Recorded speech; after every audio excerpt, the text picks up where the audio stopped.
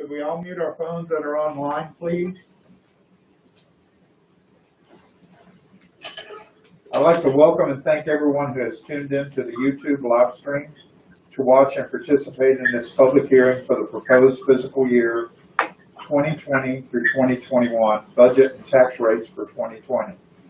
We appreciate everyone's flexibility during this time of uncertainty, and are glad our citizens can continue to participate in board meetings without being physically present and while remaining safe and healthy in their homes. This meeting is simply to review public input on the proposed budget and tax rates, as well as the fees proposed by the County Sanitary District. The board will not be making a decision on the budget this evening. The board will consider the proposed budget and tax rates next Tuesday at its regular meeting on April 21st at 7 p.m. And now I'd like to provide a brief order of business for tonight's meeting. Mr. Stanley, the County Administrator, will deliver a presentation on the proposed budget, and you can follow along with this presentation by going to the county website, visiting the budget webpage, and clicking on the first link for the PowerPoint. Following this presentation, I will open for a public hearing. Emily Ciarrocchi, Deputy Clerk of the Board, will read the comments that have been submitted by citizens regarding the budget. Then, if anyone has provided additional comments through the YouTube live stream, she will read those as well. As a reminder, the use of obscenities. The use of obscenitive language or personal attacks will not be tolerated. During the public hearing, if any citizen has a question, please write your question in the YouTube comments. At the conclusion of the public hearing, the Deputy Clerk will read the questions and request a response from the appropriate party. Once there are no further questions or comments from the public, the hearing will close. And now, Mr. Stanley, if you would please begin your presentation. I apologize. I want to take my mask off here so I can talk a little better, and so we can go through the presentation for tonight's hearing. So the Board of Supervisors and staff have been working on the proposed budget since November 2019. Started off with letters to outside agencies and various county departments, constitutional officers for their budget requests to be submitted to the Finance Department. The board has held 6 meetings or work sessions to work specifically on the budget. The proposed budget has been advertised in the Northern Virginia Daily. It's been made available for public inspection on the county's website. I do want to start off the issues that the Economic Development Authority have impacted the proposed budget. The operating budget has been increased to $258,583. That's an increase over the $108 or so that's in the current budget. The debt service has been increased from a little over $100 to $316,489 for general debt service and $203,484 in the budget for Leach Run Parkway. Ultimately, we'll have to see what funds can be recovered from the insurance policies and responsible parties to determine future impacts on the town and county. But what we know is what we've included so far in the budget. When we started off this budget process, the board, we set some goals: maintain current levels of service, to stay competitive with staff salaries by hopefully being able to implement phase 2 of our multi-year compensation plan, to maintain progress on the capital improvement projects that are in the pipeline, and really not to start any new ones of significance, and to hold the line on real estate taxes, which we have in the proposed budget. Some initial cost drivers. We were anticipating a potential 10% increase in health insurance. Fortunately for us, we had a 2% decrease. Our VRS, which is our Virginia Retirement System, which covers our county employees, went up 1.44%. The current budget we're in, the 1920 budget, we're using $1.2 million in fund balance for the school system. Phase 2 of the implementation on the county side is estimated to cost $300,000, and from the school side, $1 million. And then we have the agreement we have with Dominion Power for years 6 through 10 of their operation. Year 6 starts July 1 and payments due in August up to $1 million in offset for their water bill with the town of Front Royal. So every department was asked to use a zero-based budgeting for budget lines to provide a zero budget increase. So that means zero basis, start from scratch and work your way back up, but overall we would like not to see an increase in the budget. Positions that were approved and started mid-year could be funded for the full year. Additional increase requests would have to be prioritized by the board. And any compensation study recommendation would occur with available funding at the end of the process. So the budget that you have before you for the public hearing tonight shows an increase in total budget from $112,499,706 to $118,611,309. That's an increase of $6,111,603, about 5.43%. The county has decreased its use of fund balance from the current budget from $2 million to $1,575,000, a decrease of $425,000. Majority of the increase is for an increase in school funding. Of that amount, $513,692 is in local funding. That means the other $2.6 million is anticipated state funding. The caveat I will say, the schools are expecting some direction in the next several weeks from the state regarding their anticipated COVID impacts to the school budget, which they would also have to deal with outside of us. As previously mentioned, the issues the EDA have impacted the budget.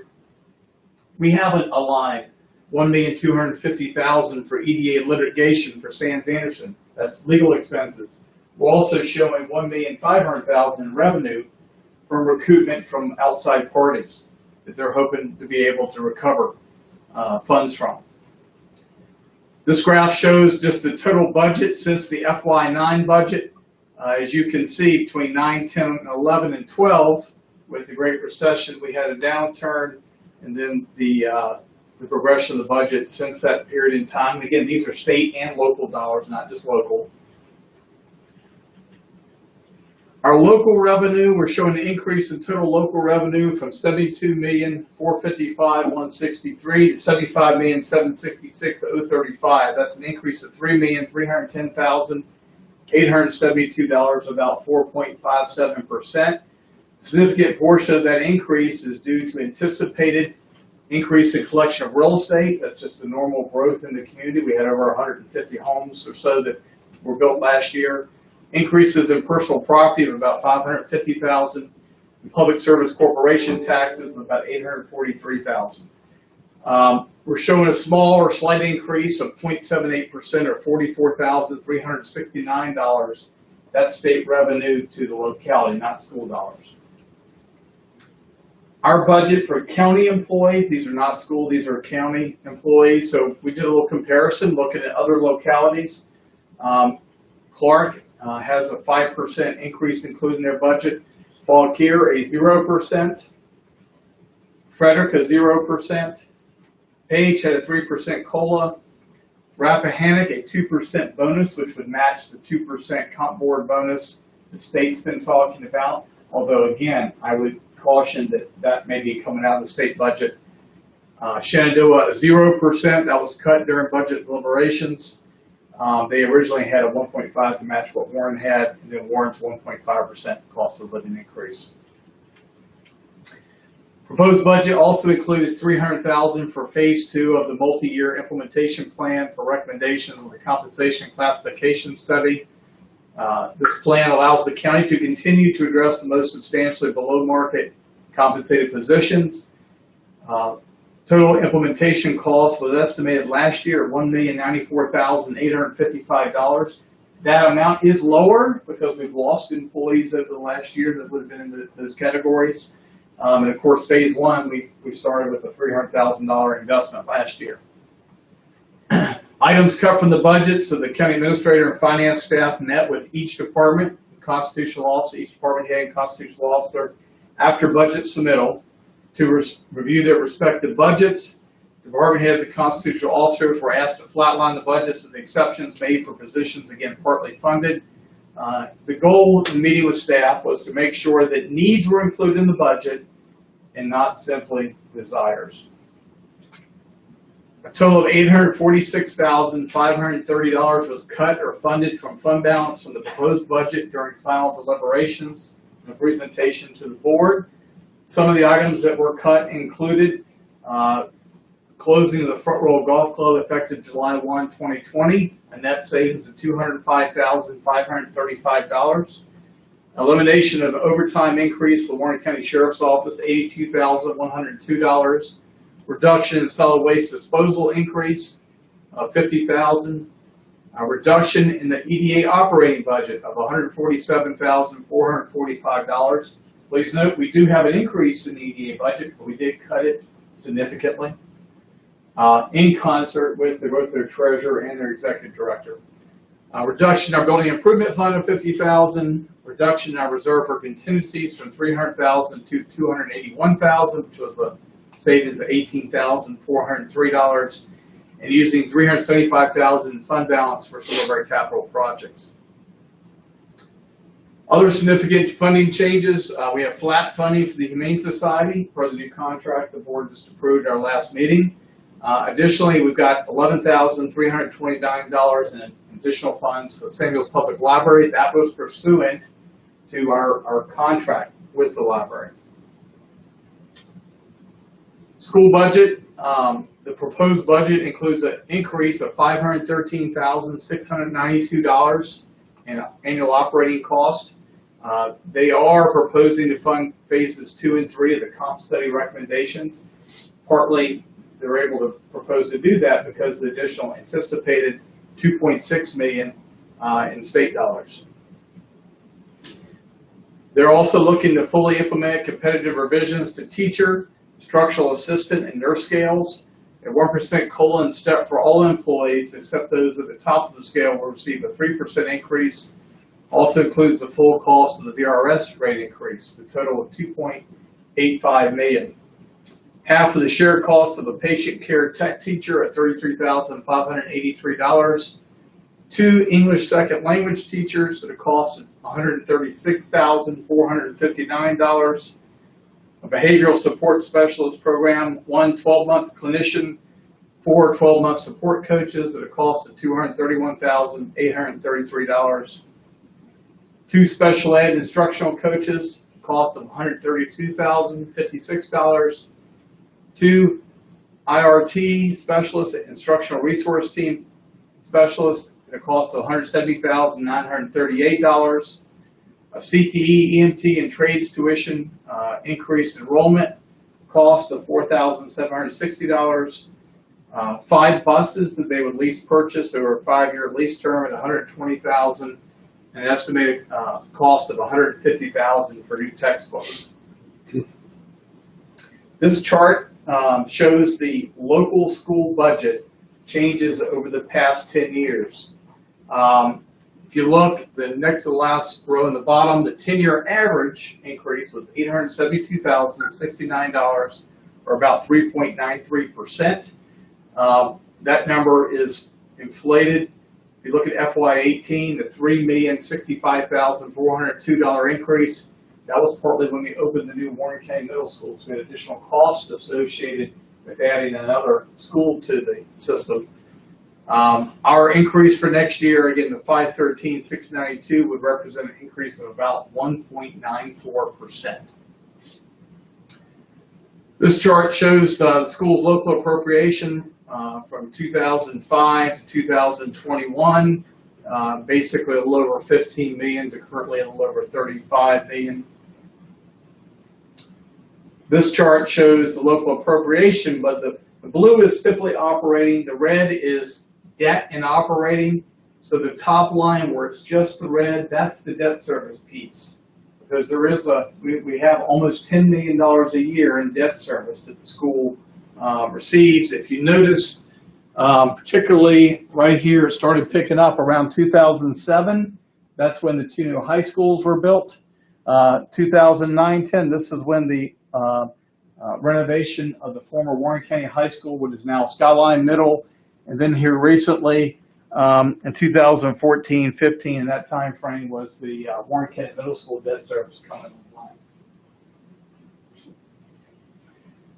This chart shows the school budget versus the total county budget, so that would include state funds as well. Throughout, between 2004 to 2021, you look, it's between about 64% and 61% of our total budget. This last chart here shows that the local school appropriation is a percentage of the county budget, right at just over 31% of our budget. You can see over the years how that's fluctuated, but overall, it's been pretty consistent since 2010. Again, based on what's in the budget, we have no proposed increases in current tax rates and fee structure. Quick comparison of our adjacent localities. Clark County, their current tax rate, lateral rate last year was 71 cents. They're proposing a rate of 64 cents. There's a little caveat there. Number one, the equalized rate, because they're going through reassessment, was 61.5, so 64 would be a slight increase. Fauquier would stay at 99.4 cents per 100. Frederick County would stay at 61. They originally had advertised a rate of 66 cents per 100. Because of COVID, they backed off that, and they're now looking to keep that flat at 61 cents. Page County would stay at 73 cents, Rappahannock at 73.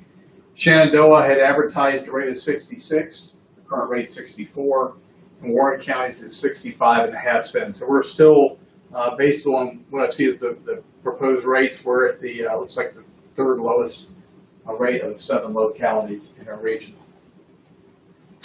I want to talk a minute about fund balance. So undesignated fund balances. This is our savings account. At the close of each fiscal year should be 15% of the total budget. Use of fund balance is limited to one-time expenditures. Should the fund balance fall below 15, the board will take steps to correct over the next 2 years. On one hand, so our general fund balance as of June 30 was $12,214,561. We do note we have $2 million used in the current budget. We will, please note, usually we're able to underspend. We're also able to exceed revenue expectations, so that will change.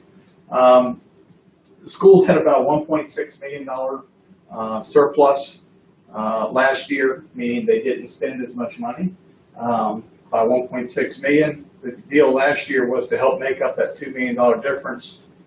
Potentially would consider returning half of that for capital projects. They have yet to make that request. So the projected fund balance right now is about $9.4 million or 8.36%.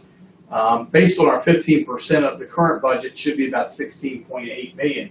What this number doesn't include is some dollars we have in special projects. So our special projects account, as of June 30, at $18.482 million. Down slightly from 2018. These are funds that have been committed by the board for various projects over the year, consistent with the board's policy to pay as you go, basically to save for a project and then pay cash for it so we don't have to borrow. A significant portion, about $2.1 million of that, belongs for debt service for the various school phases. 4.1, as the board's talked about, that's designated for permanent reserves. It really helps us get closer to that 15%. We've got about $1.75 million there for solid waste projects in the budget, and about $1.882 million actually belongs to our sanitary districts. Those aren't county funds, and a good chunk of that belongs to the Shenandoah Farms Sanitary District. The board has been committed to planning ahead again for projects from a planning and financial standpoint. A significant portion of the special projects fund will be spent in the next few years, both for the Shenandoah Farms compactor site and various sanitary district road projects that the county is committed to, or the board is committed to. The proposed 2021 budget anticipates spending about $1.575 in fund balance, also with a portion of the special projects fund. Next two slides talk about delinquent tax collections because that impacts the cash that we anticipate as revenue each year. The first slide talks about tax collected within the fiscal year of the levy. Like for instance, this year, that would be tax collected from July 1 of last year through August 30. So we typically will, by Gatsby standards, can accrue 2 months into the next year and basically pull it back. But if you look at the 5-year average for Warren County is 96.21% collection, which is about 1% below the average of the region here at 97.3%. This slide shows tax collection by year, so this would include the collection of delinquent taxes. So that's why the first 2 years, 15 and 16, are showing over 100%. Well, the treasurer has collected with penalty and interest over 100% of what was initially owed or levied that year. But our average over that 5-year period is 98.44%. It's about a little over 0.5% off the regional average of 99.15%. Looks like we're third from the bottom, but it's certainly in that range and a very good percentage. The Treasurer's Office does a great job of those tax collections. Another budget comparison I wanted to show, 2018, this is the state comparable report. This is the state taking a look at the approved audits for all the jurisdictions in the Commonwealth of Virginia. So in comparing Warren County to its neighboring jurisdictions, again, Clark, Fauquier, Frederick, Page, Rappahannock, and Shenandoah, using data included in the state's comparable report on local government spending, we ranked 5th out of the 7 in spending and an average of $3,923.01 per capita per person. Warren County ranked 7th out of 7 in educational spending for operational costs at $1,478.32 per capita. But I also footnote here, we have approximately $9.66 million a year in debt service for our school system that's not shown in our support of public education. And it's about just under $250 per capita. We're not counting the other jurisdictions' debt, but ours is higher per capita. But would probably put us about 4th out of the 7 of the jurisdictions. The proposed budget and tax rates also includes the tax rates and budgets for our sanitary districts. I want to review those as well. Blue Mountain, currently it's $65 a lot and 24 cents per 100 of assessed value. That would remain the same for FY 2020-2021. Cedarville Heights would increase from $100 per lot to $250 per lot. Fairly significant increase, but they only have one little short piece of a road left in their system. My guess is they're probably gearing up to make some improvements to that road.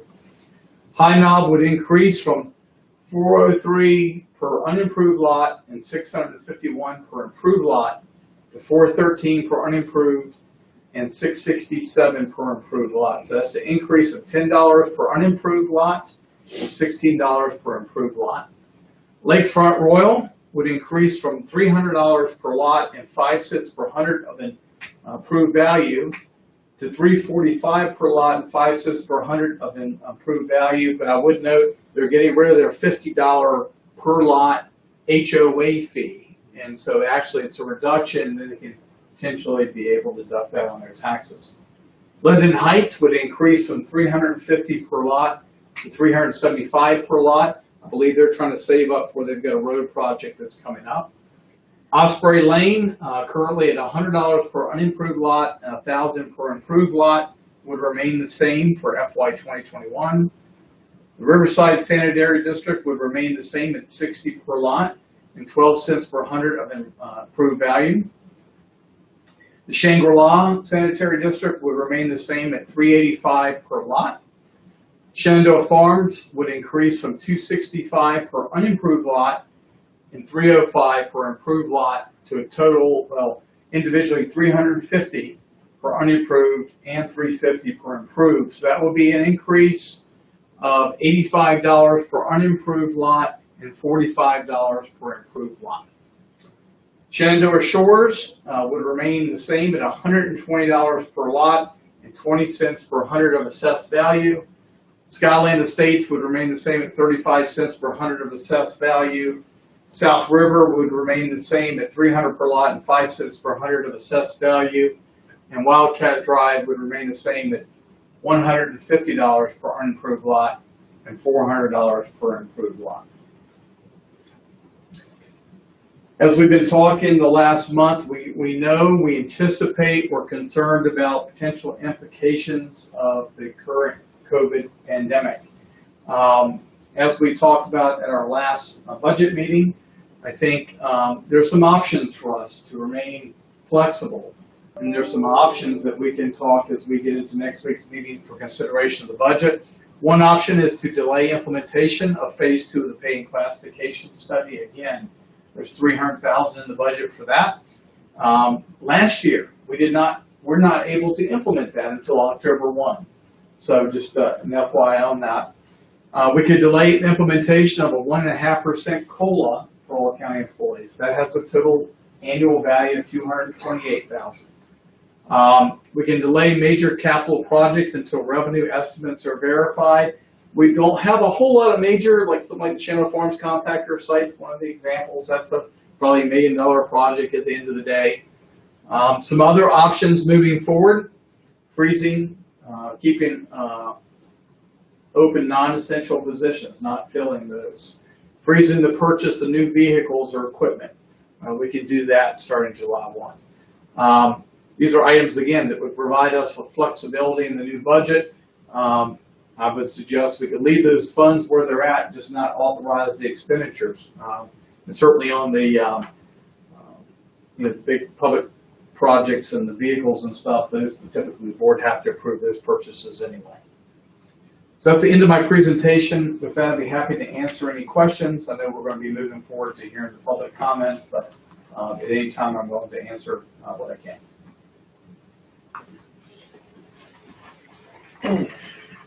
Thank you, Mr. Stanley. At this time, I would like to open up the public hearing. Ms. Ciarrocchi, if you would please read the comments submitted by citizens. Thank you, Mr. Chairman. Members of the board, I will be reading the comments on the proposed budget in general first, and then the comments that I received from property owners regarding the proposed per lot fee increase in the Shenandoah Farm Sanitary District. First, the comments against the increase, followed by the comments in support of the increase. So first we have Zachary Logan, who's a teacher with Warren County Middle School. To the Warren County Board of Supervisors, I hope that you are all staying safe and well in this unprecedented and trying time. I am writing to ask that you approve our school system's budget request for the 2020-2021 school year. While we are facing immediate economic uncertainty, the items presented within this budget requests are needed over the long term. Before this pandemic, our community realized the need to raise salaries for teachers, nurses, instructional assistants, and to keep health insurance affordable.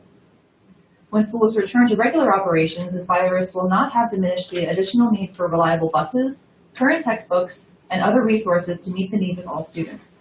I believe in the vision of our school board and school division leaders. Like you, I admire the efforts of our teachers and other school personnel. Most importantly, I believe that our students and children deserve the very best future that we can provide for them. With continued faith that our future is a rising road, I ask that despite any present uncertainty, you approve our budget request in full. Next is from Kim Oakland. She is a teacher at, I believe, Russell Jeffries Elementary School and also the co-president of the Warren County Education Association. Ladies and gentlemen of the board, thank you for your service to our county, especially in these unprecedented times. I commend you for continuing your efforts to do the county's business. I can only imagine the stress you must be under as you try to balance your family and civic responsibilities. I would like to take this opportunity to also commend our school board and school system for their efforts to meet not only the academic needs of our students, but also to meet the daily survival needs of our students and their families. Thank you to all the teachers and staff who are trying to teach their students through distance learning.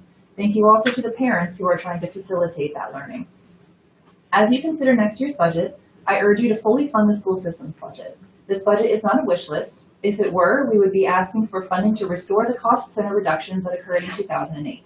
Instead, Ms. Shepard has presented a budget that targets our neediest students. The budget includes the implementation of the final phases of the salary and classification study, specifically our instructional assistants and nurses. These individuals work closely with our neediest students, and consistency is vital in maintaining those student relationships. The budget also includes special education instructional coaches and behavior specialists, positions that, again, would support our students with greatest need. While also including replacement textbooks and buses, Ms. Shepard and our school board have emphasized budget priorities that direct dollars that sustain our ability to support our students. Your position is not an easy one, but I hope it is made easier by the fact that you have advertised a budget with no tax increase. Thank you for your dedication to our county and its citizens. Best wishes as you make the hard choices. Next is from Cindy Rutherford. She is a 6th grade science teacher at Warren County Middle School. Ladies and gentlemen of the board, thank you for your service to our county. My name is Cindy Rutherford, and I have been teaching here in Warren County at the middle school for 31 years. I live at 1506 Mallard Place in Front Royal. I chose to stay in this county because our children deserve dedicated teachers. As you consider next year's budget, please fully fund the school system's budget. The budget we are asking for is cut to a bare minimum. I need science textbooks. The textbooks that we are using are out of date. Also, please fund our salaries. I have missed step after step. The school board has advertised a budget with no tax increase. Thank you for your dedication to our county and its citizens. Next is general comments from Fred Schwartz. He subject titled his email as Budget Stories or Through the Looking Glass. Some commentary regarding the budget proposal. Mr. Stanley states that with the closure of the Front Row Golf Club, he says we'll save $205,535,000. That's fascinating. Why hasn't he been able to close it in the past? Imagine the long-term savings we could have had. But the school board is one that has me spiked. Some facts. The school year is closed due to the virus for the remainder of the year. Where are the savings? The number of students has continually dropped. Several schools can barely meet state certification. The auditing firm that gave the EDA a clean bill of health audits the school board. Coincidence? The school board has yet to meet any budget restraints over the last 7 years. This year is an astounding $513,000 greater than last year, and nobody blinks. Why, when there are less students? We have to buy new books. Isn't that a basic purchase for any school? Why is it brand new this year? How much money did the state add, or is that another Warren County mystery? Drescher, who was the deputy director for the EDA while it was still being looted, claimed he knew nothing, yet he remained as the director for the school board, and he was given a $12,000 bonus, making him the highest paid employee in the, he says country, but I believe he meant county, and then gave him 4 months paid leave. The school board had been responsible for at least 3 tax increases. One was to go pay for the cost of opening a new school. Seems as if nobody budgeted for the opening or maintenance of the school, basic program management, yet nobody was held accountable. One was the drama that the teachers must have a pay raise or they will all quit and that they were the lowest paid in the state. Well, now they rank at the top 3 paid in our area to include Fairfax. If we needed new taxes to pay for teachers, then why do we need more money this year for teachers? But you see, this is where the hand-wringing begins. Oh, it's for the children, they bemoan. Really? Is that why Drescher got a bonus and a paid vacation? Or is this like the bonus McDonald got after she was fired? Is that why we just had to repave the tennis courts? An online survey of the teachers revealed an overwhelming majority weren't leaving because of pay, but because of mismanagement. Then there was the, we must hire new deputies to guard the schools. This came up, and without discussion, Mr. Murray stated calmly, we must raise taxes. How many deputies have been hired? Sounds like another EDA cash cow. $513,000 after another budget overrun last year, which was another budget overrun. Yet I believe he meant county, but he says country again. The county leaders say that if it's for the schools, then it must be good. Nonsense. The schools are closed. Now is the time to rethink what the schools must have. If, because of the virus, we go into a recession or even a depression, the utility of this golden goose goes away. Next, we have a general comment from Mr. Kevin Smith. This is a good place to play. He's referring to the Front Row Golf Club. I hate to see it close. Instead of closing it, perhaps you could raise the rates. If you raised the rates 50%, it would still be a good bargain. I don't know if that would cover the shortfall, but there should be a way to at least get it to break even. Next is from Samantha Barber, who is the president and founder of Reaching Out Now, as well as Ann Cobb, who is the vice president. Reaching Out Now has partnered with Warren County Public Schools. We are asking that you adopt the budget presented by the Warren County Public Schools School Board. As partners with the school system, we have witnessed firsthand the dedication of all staff. This includes transportation, custodians, cafeteria workers, teaching assistants, administration, counselors, and teachers. The budget takes into account the livelihood of all these employees who give tirelessly to the children, parents, and community of Warren County. Warren County wants to keep the caring cafeteria worker who gives that extra smile to the child who hasn't eaten for 3 days. These people currently work and live here in this community. Let's show appreciation of their hard work by supporting the school board's budget. It should be noted that in this unique time, while our schools may be shuttered, teachers and staff are still hard at work for families in the community. They are serving meals for needy families. They are in faculty and department meetings. They are conducting mandated special education meetings. They are providing educational and socio-emotional opportunities for our children.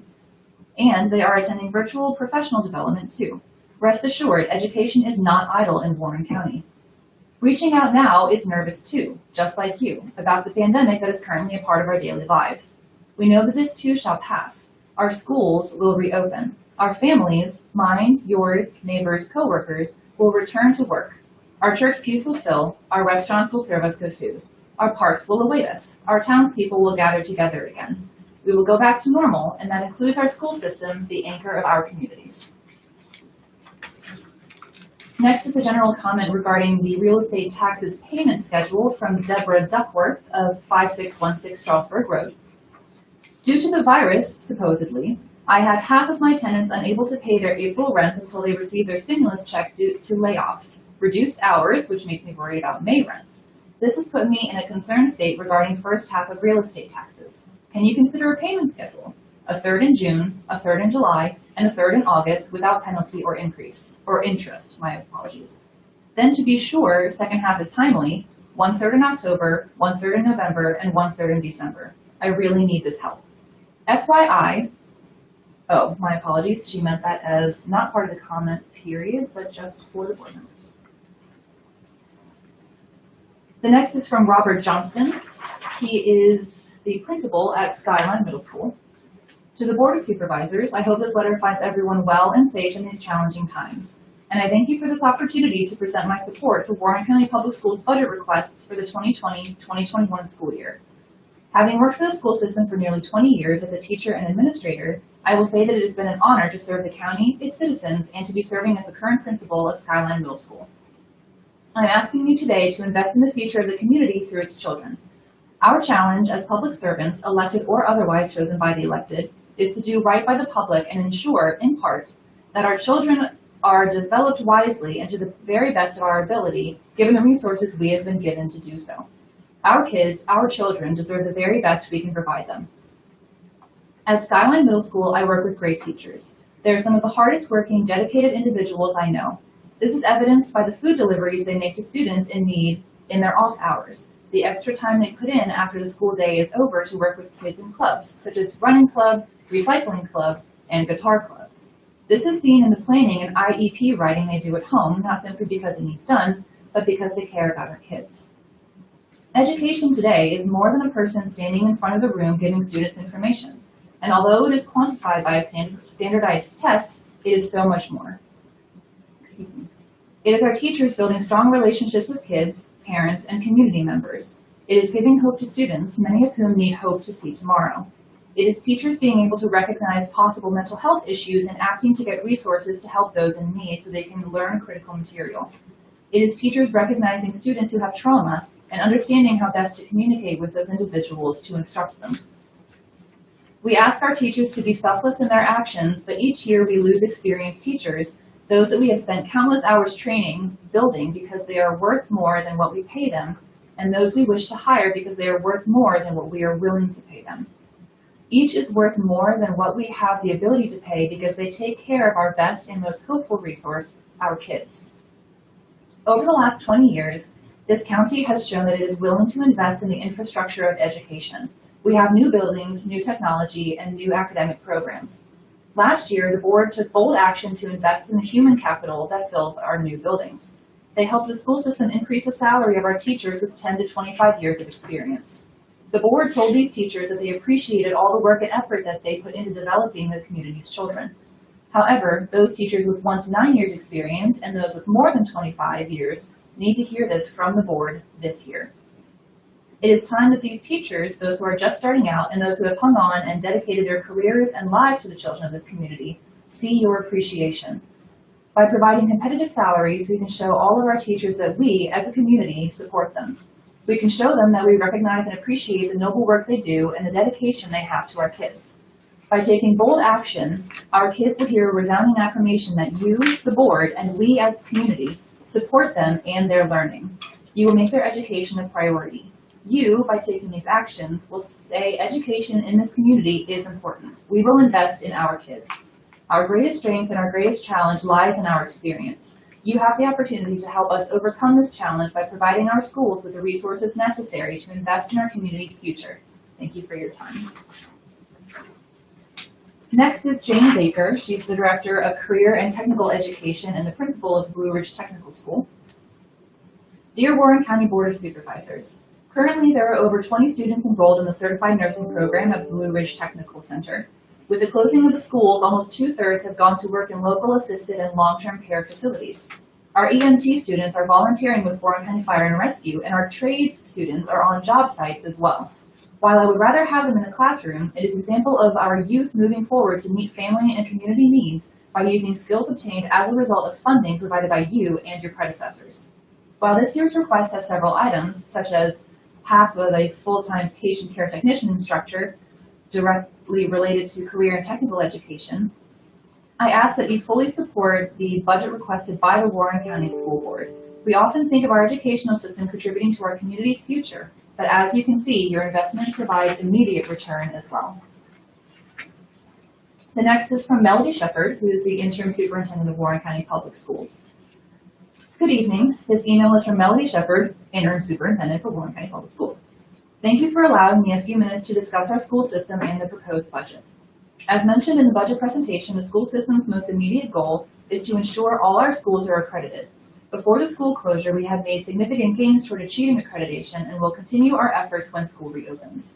Our most important goal is to prepare all Warren County Public School students for their next challenge. Whether that challenge is moving from the 2nd grade to the 3rd grade, advancing from math analysis to AP calculus, or graduating from high school and entering the workforce, continuing their education at a 2- or 4-year college, or joining the military, our students deserve school experiences that launch them into their future. It is the school system's privilege and challenge to serve each and every student and prepare them for the future. Warren County Public Schools has presented a budget based on our needs.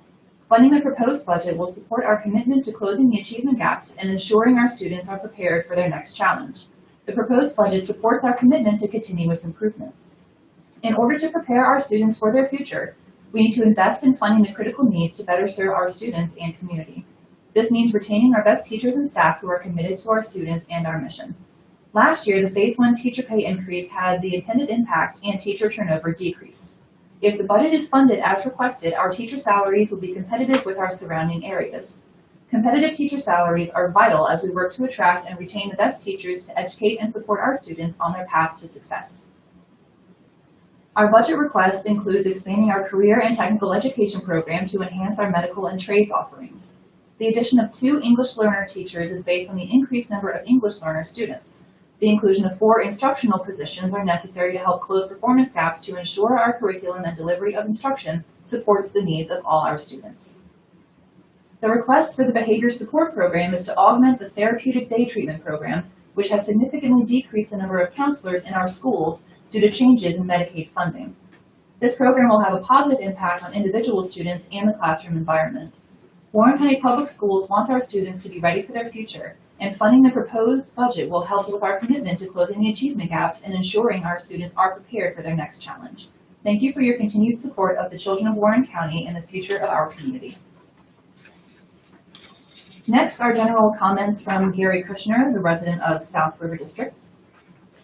The majority of this board was elected last fall with a mandate to rein in spending and severely limit the growth of government.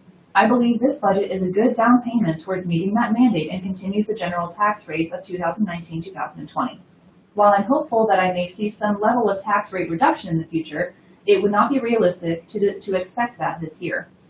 It is acknowledged that this board has had to deal with the unusual circumstance of the EDA debacle. Also, the majority of the board members are new and a significant learning curve is expected. In the coming year, I am hopeful that this new board will have time to become extremely knowledgeable of the inner workings of each department and be able to scrutinize what is minimally needed to provide an appropriate level of public services.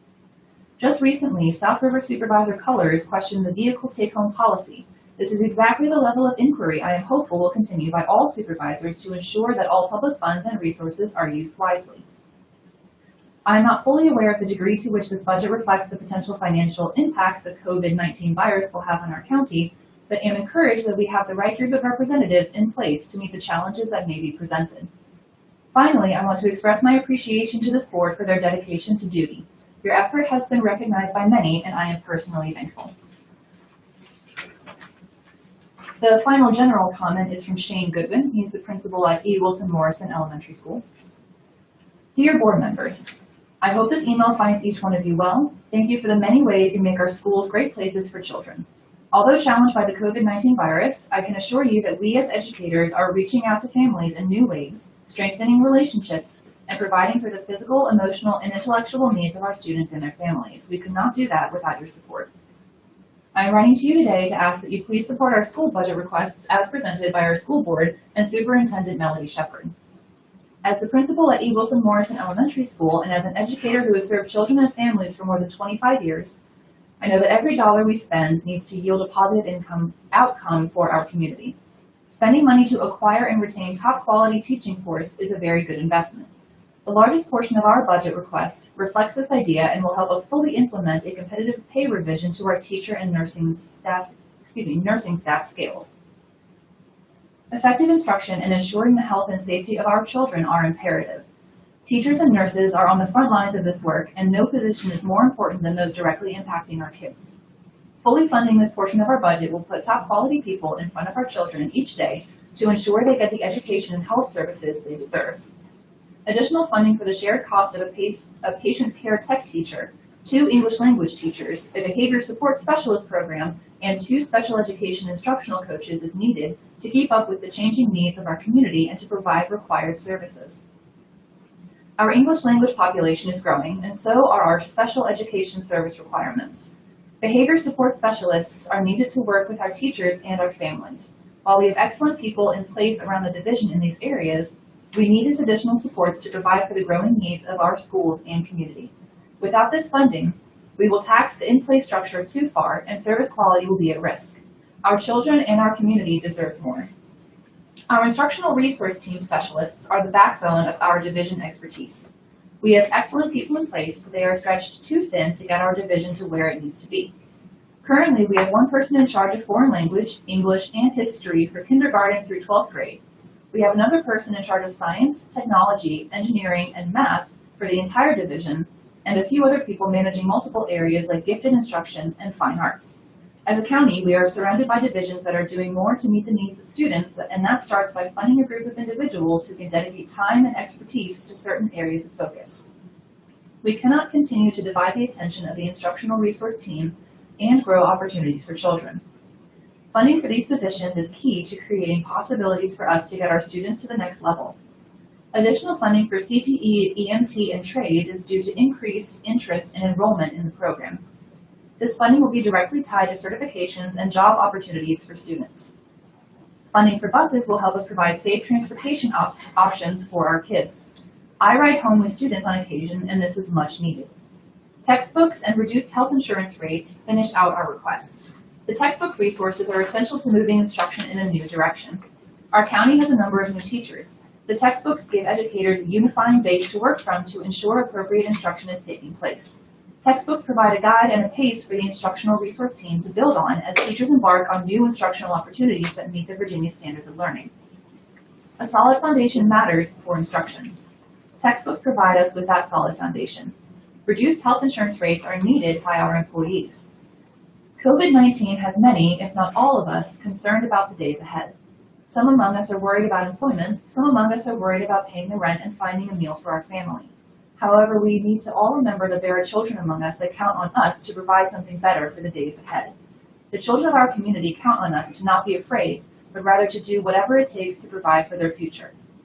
Providing a world-class education can be the biggest gift we can give to the children of our community. In times such as this, we need to remember to put our children first. I ask that you please fully fund the budget presented for our school division as written so that we can give our children the education they deserve.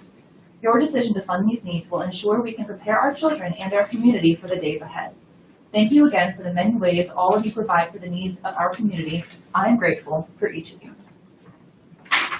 So the next comments are the ones that are against the proposed per lot increase in the Shenandoah Farm Sanitary District. So there were 2 individuals who voiced opposition to this that I could not confirm were property owners in the district. And there was 1 individual who voiced support for the increase who's actually a resident in the Blue Mountain Sanitary District. So I haven't included those in these comments. I'm gonna take a sip of water.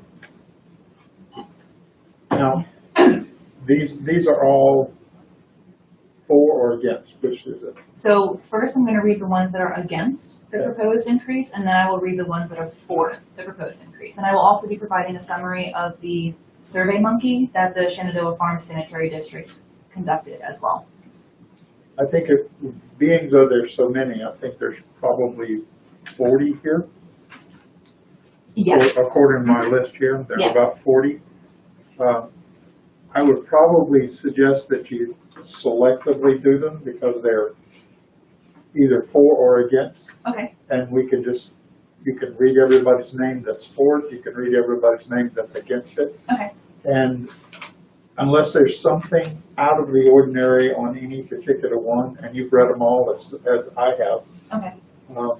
I don't know that we should actually have to read every one of them. I'll probably get grief for it, but it's okay.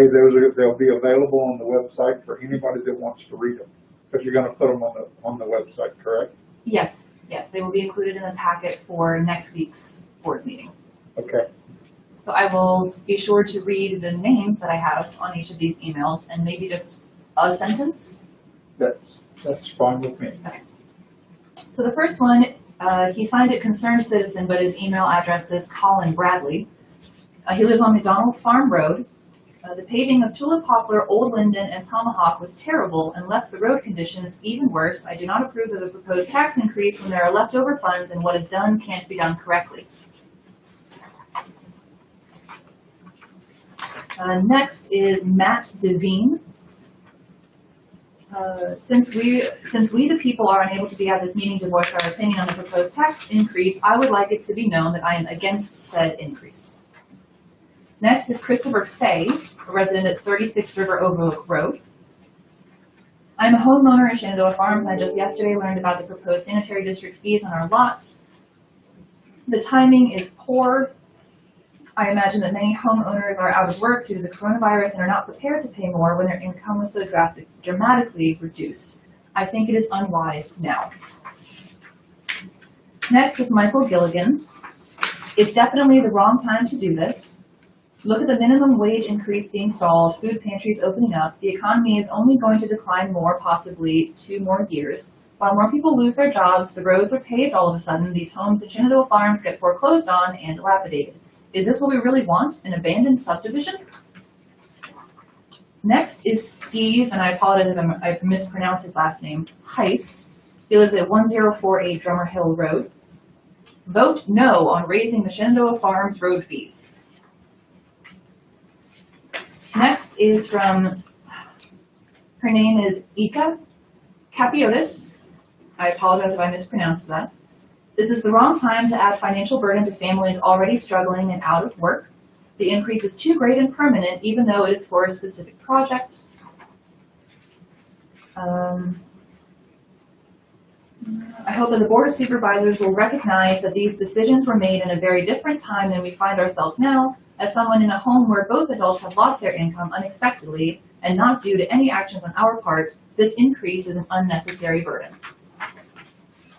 Next is Michael Love, a resident at 292 Bragg Drive. Due to the recent crisis we are all in at the moment, I feel like any tax increase this year should be held off until 2021. Raising taxes this year on already struggling property owners will further financially stress the community. Next is from Raymond McDonough. He lives at 1205 High Top Road. I moved up here for the scenery and solitude. Both are disappearing at an alarming rate. I find it extremely disagreeable to fund projects that are superfluous, and I oppose any tax increase. Instead of money for guardrails, you could buy tire chains for everyone and make it back by fining people for not using them. It used to be that hardier people lived up here. Now it's nothing but a bunch of whiners. Next is John Nevin. He lives at 374 River Overlook Road. I'm a 40-plus year property owner in Shenandoah Farms and oppose the fee increase for 2 reasons. He notes that with so many people out of work, they're having difficulty buying food and paying their current real estate tax rates. And then he notes that the board, the Property Owners of Shenandoah Farms Board, wants to fund short-term projects with permanent tax increases.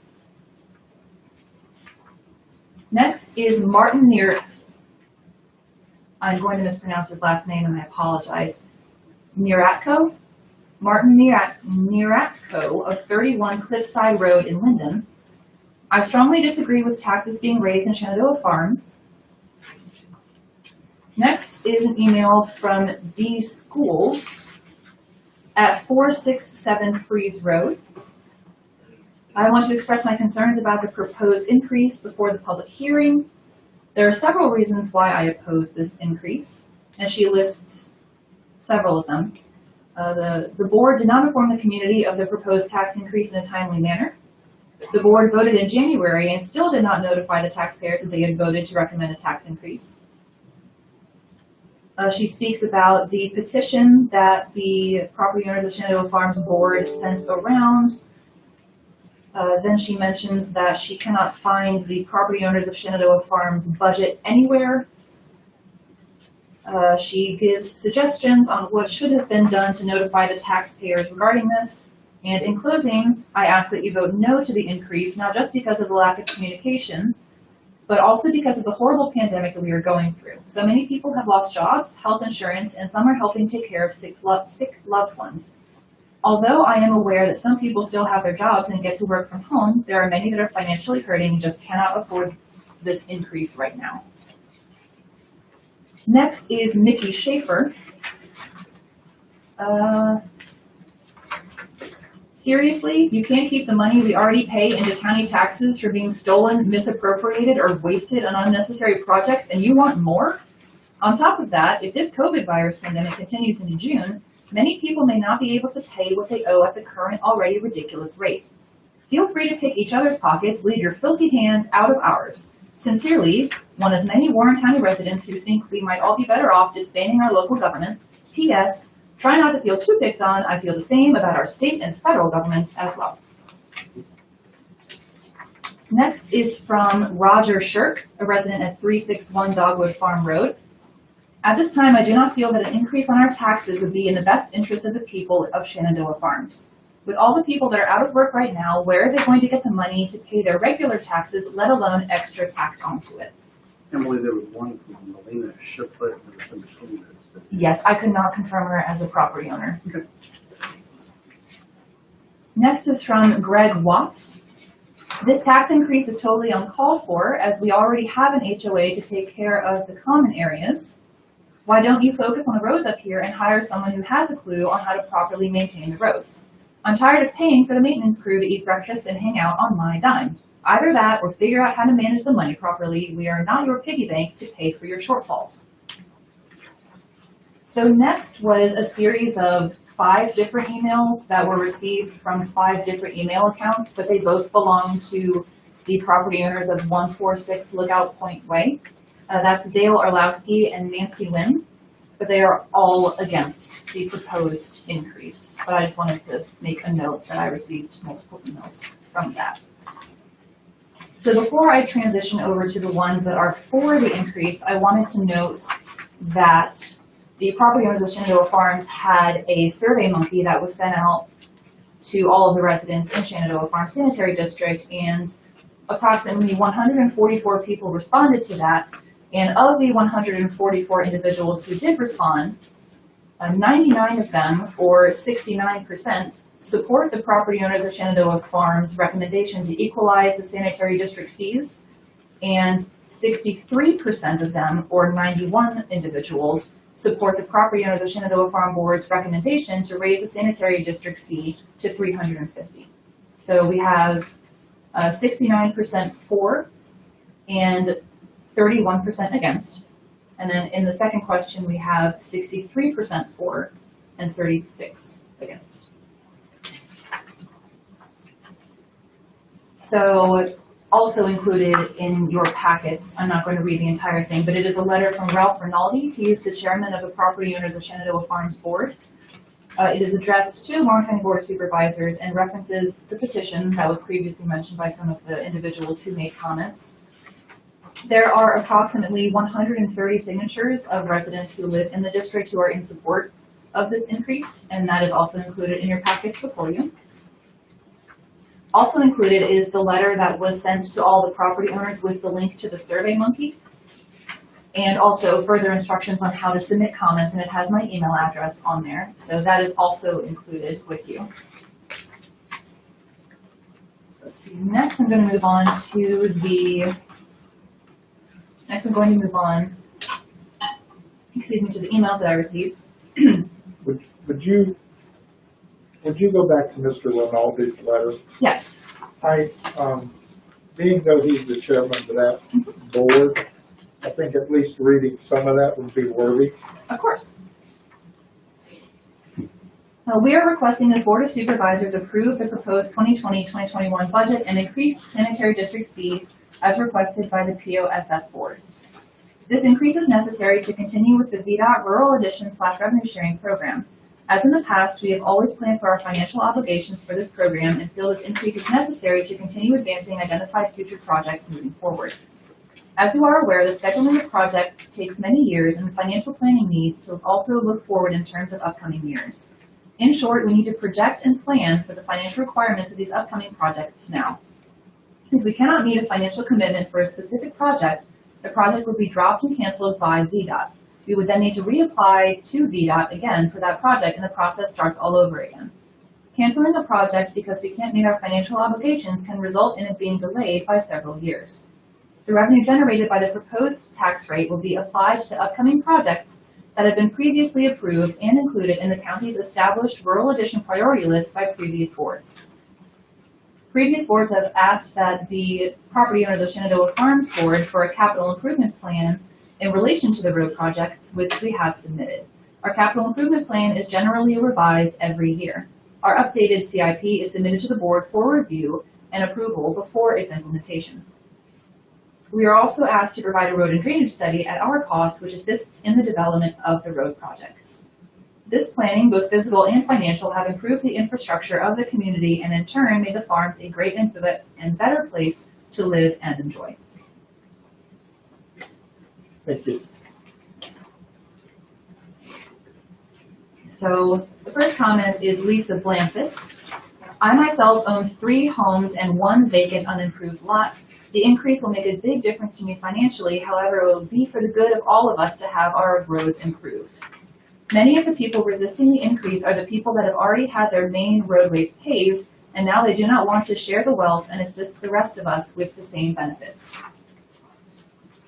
Next is Bruce Boyle. He currently serves on the Finance Committee of the Property Owners of Shenandoah Farms, and he resides at 343 Susan's Court. I am in favor of the increase in fees proposed by our Board of Directors. This increase will solely fund our participation in the Rural Roads Addition Program run by the Virginia Department of Transportation, leaving the maintenance portion of the dues, fees, and taxes unchanged. Next is from Shannon Briney. She lives at 133 Lake Drive. I have completed the survey showing my support for the increased lot fees, however wanted to also send written correspondence. I am very much in favor of raising our lot fees to ensure that these much needed improvement plans to our roads continue to move forward. Next is Melissa Chapelwhite. She is a resident at 140 Dogwood Farm Road. I signed the petition to increase our Shenandoah Farm Sanitary District fee to fund road paving on Lake and Western. These projects were already approved in the planning stage, but with all the recent county financial problems, it seemed best to raise our 25% share in hopes that the county would agree to pay its 25% share too. Next is Allison Cherry, resident of 785 Good Drive. I wanted to add my voice to those in support of the proposed fee raise for the Shenandoah Farm Sanitary District.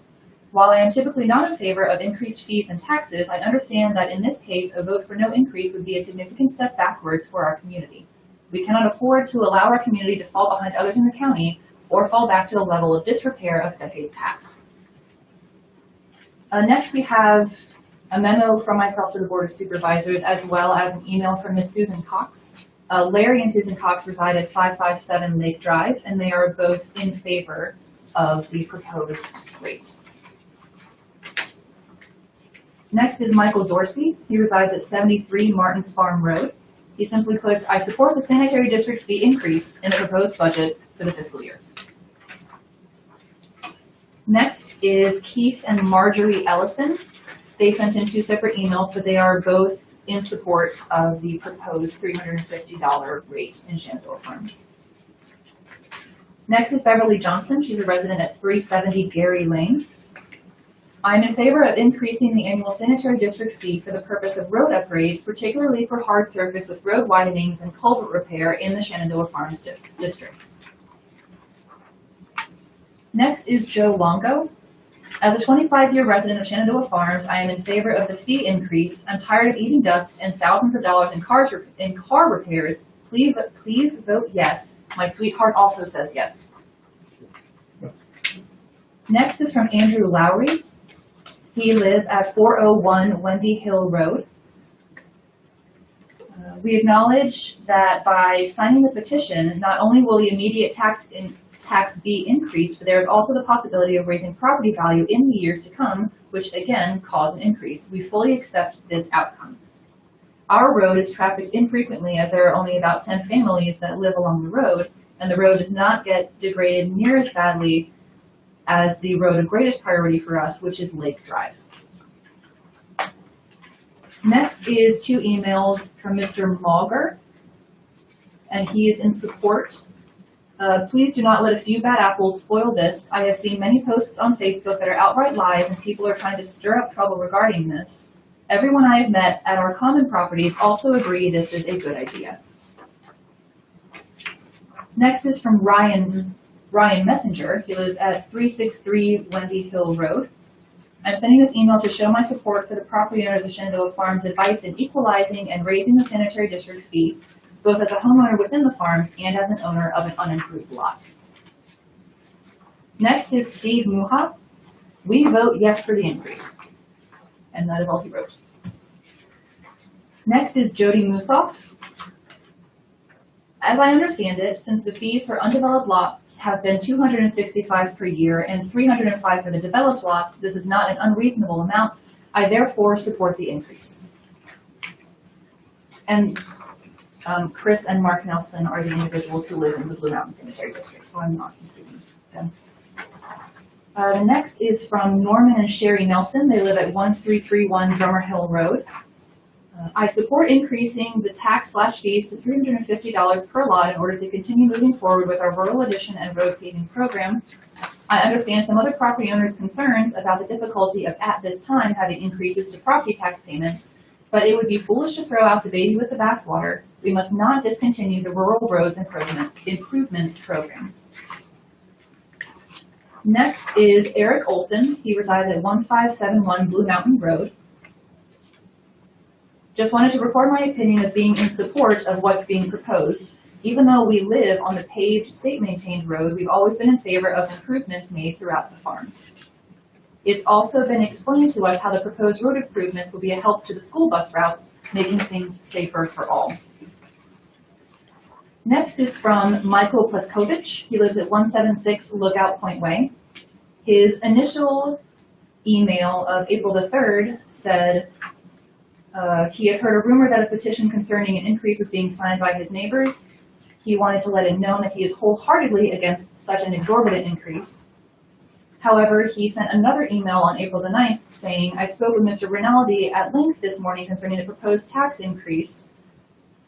If you read my original note here into the Board of Supervisors, you'll see I was initially opposed. However, I made that assessment based on misinformation.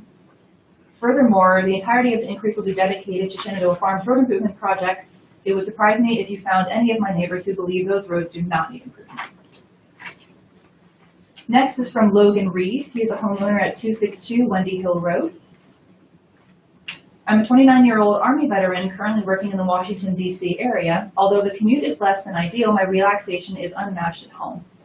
One of my major concerns about moving to the Shenandoah Farms community was the poor state of the roads. It was almost a deal breaker.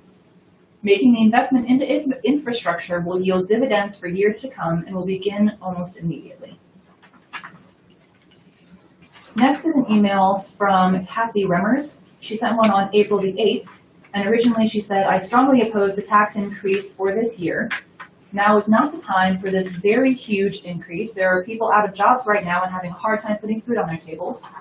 And then she sent an amended one on April the 11th saying, after a long discussion with Mr. Rinaldi, I retract my decision from do not approve to approve for the betterment of our community during the 2020-2021 year. Miss Ann Rose says, I would like to add my support for the Rural Addition Program. I am a resident of the Shenandoah Farms Sanitary District. Next is an email from Mr. Ralph Rinaldi, who is the chairman of the Property Owners of Shenandoah Farms Board. I fully support the sanitary district fee to $350. The reason I support this is because I wish to see continued progress made on road construction through the Virginia Rural Addition Program. Next are two emails, one from Patrick Skelly and one from Glenda Skelly. They are residents in the district and they both are in favor of the fee increase. Next is from Kathy Song. I am for this because if our roads get paved at Shenandoah Farms like Lake Drive, that would be great. Next and finally is Charles Thompson of 24 Western Lane. He tried to do the survey and it would not accept his comments. All of the monies raised from the tax increases should be only used for the paving of the roads. And those are all of the emails that I received, Mr. Chairman. Thank you And very could much. you repeat once more, how many were for and how many of you? So the emails that I received, there were 25. So some of the individuals, they live in the same property, but I did not count those as twice. I counted one property, one vote. So it was 25 for with the emails that I received and 15 against. And then it was the percentages that you should have from the Survey Monkey as well. Okay, thank you. Welcome. Now, that'll also still be going until Tuesday next week, As far as I'm aware, it is still out and available for the residents to, so they still have the opportunity to vote for it or against it. they do, they still have the opportunity to complete that survey. And at what point will these notes go on the webpage?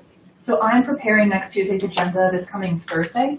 Okay. So it should be on the website either late in the day on Thursday or early in the morning on Friday. But that won't include anything after Friday or after Thursday, correct? Correct. But if there are any additions made to that survey, I will present them to the Board of Supervisors And we'll at make next Tuesday's meeting. that announcement several times, okay. All right, just want to make sure that everybody still has the opportunity to say their piece or vote yes or no. Miss D Schools is in the live chat on YouTube right now. She says the survey has been closed. I'm not sure if I can verify that, but she says that it is closed. Okay, But I will reach out to Mr. Messenger tomorrow morning. thank you, Dee.